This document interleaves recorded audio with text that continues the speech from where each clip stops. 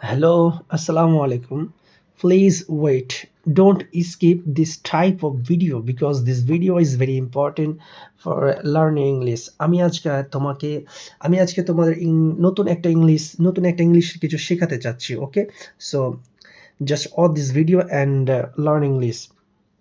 যারা চোখে দেখতে পায় না, দ্যাট মিন্স যাদেরকে অন্ধ বলা হয় তারাকে বলা হয় ব্লাইন্ড। কি বলা হয়? ব্লাইন্ড। আর উম, যাদের কানে প্রবলেম আমরা বাংলায় তাদেরকে বধির বলে থাকি। কি বলে থাকি? বধির।